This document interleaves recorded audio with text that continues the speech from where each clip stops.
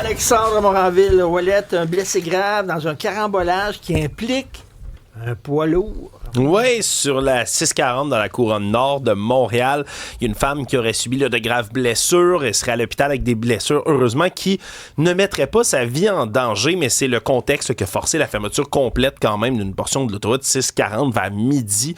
Il y a eu un ralentissement soudain de la circulation qui était combiné avec les conditions météo. Il neigeait pas mal à un certain moment de la journée et c'est ce qui aurait causé l'accident.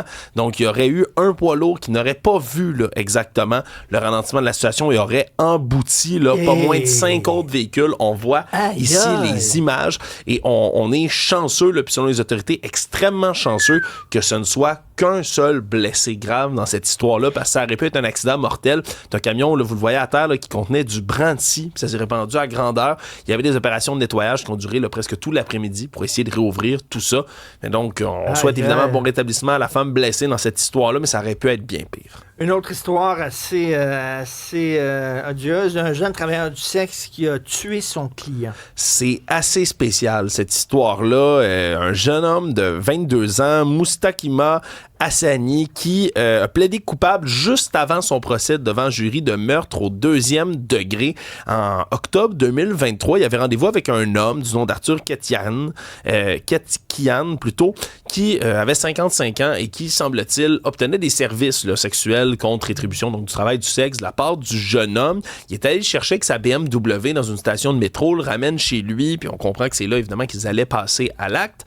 Et on sait pas trop ce qui est arrivé. Une altercation extrêmement violente éclate au cours de l'altercation. L'accusé poignarde à de nombreuses reprises l'homme en question et file en dehors de son appartement avec la BMW de celui qu'il vient de tuer. Rentre chez lui, rencontre sa coloc qui le décrit comme couvert de sang et très agité. Se lave là, reprend la BMW puis repart. Il est allé faire des courses, il est allé à une station-service, il est allé voir sa blonde aussi.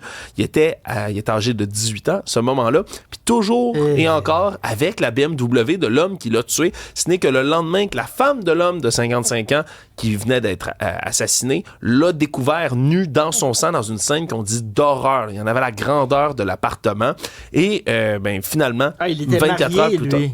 Ouais, c'est ça qui est spécial. Le jeune homme avait une copine, lui était marié. Elle découvre, que son mari s'est fait tuer et 2, elle découvre la double vie de son mari aussi. Là. Ouais, c'est effectivement, là, ça semble être le cas. Le jeune homme, lui, est arrivé de France avec un visa étudiant en août 2023 et là, pourrait avoir donc la prison à vie et aucune libération avant 12 ans si la proposition est retenue. Merci Alexandre. Est-ce qu'on a des auditeurs qui sont plus courageux que moi et qui sont prêts à tout domper pour aller au soleil dans une petite cambuse? Il y a Marc-André qui nous a écrit, qui dit qu'il a tout laissé quand il a rencontré une fille d'Argentine. Il a passé 15 ans là-bas et 8 ans ensuite au Pérou. Il dit, pas d'hiver, là je suis de retour, mais je vais repartir bientôt. Donc quand même, pendant des années, il a vécu comme ça ailleurs. Mais attention, ça c'est le plus gros texto qu'on a reçu dans la gang. Nous avons quitté la ville de Québec en voilier en 2004. À l'âge de 34 ans, nous vivons aux Fidji dans une petite maison de bois sur la plage. En ce moment? Et nous cultivons des perles. Attends. Oui. Attends. Ils Ça a l'air sont trop au beau pour Fidji. être vrai. Ouais, c'est ça. Est-ce qu'on peut se faire envoyer des photos dans la messagerie texte? Parce que moi, j'ai comme besoin de...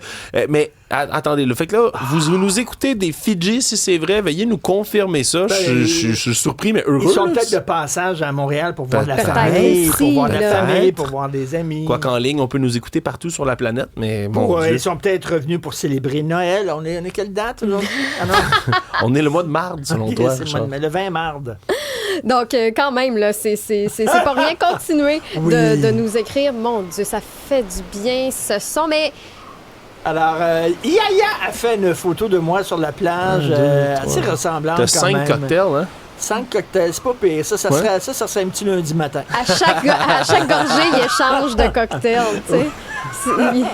On déguste les saveurs avec ça. Mais justement, parlant de mois de marde, on va essayer de ramener le printemps avec la musique de Claude Bégin. Claude Bégin, vous le connaissez, il a sa carrière solo, mais il fait partie du groupe aussi Dans la Claire Ensemble. Il a participé à plusieurs téléréalités. Il y a un balado aussi avec sa conjointe, Lisandre Nadeau. Aujourd'hui, il dévoile un nouvel album qui s'intitule Demain déjà. Ça fait 8 ans que Claude Bégin n'a pas lancé d'album et c'est justement le fruit des dernières années, là, ce nouvel album-là. Donc, il parle entre autres de la parentalité. C'est très présent comme thème sur l'album parce que Claude Bégin est déjà papa d'un adolescent, mais lui et Lisandre ont eu 2 enfants dans les 3 dernières années. Donc, ça a été évidemment très inspirant pour lui. Mais une chose qui n'a pas changé, c'est la pop ensoleillée de Claude Bégin qui est toujours très accrocheuse. On peut écouter un extrait de Boire debout.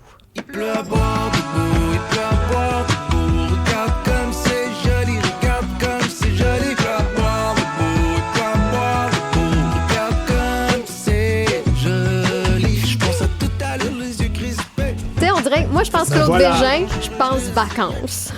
Tu sais là, on est sur la plage, justement. Il fait beau, il fait chaud. C'est dans le thème, ça, là. C'est dans le thème. Donc, il y a plusieurs chansons de l'album qui sont dans cette pop-là. Par contre, à la toute fin, il dévoile une pièce qui s'intitule Sur moi, qui est écrite et composée pour son jeune fils. Mais la dernière chanson s'intitule Le Renard et c'est un clin d'œil à son grand ami, Karim Ouellette. On va pouvoir écouter un extrait dans un instant. Moi, ce que j'aime beaucoup de la chanson Le Renard, c'est qu'il y a une petite touche gospel qui ajoute à la charge émotive de la chanson.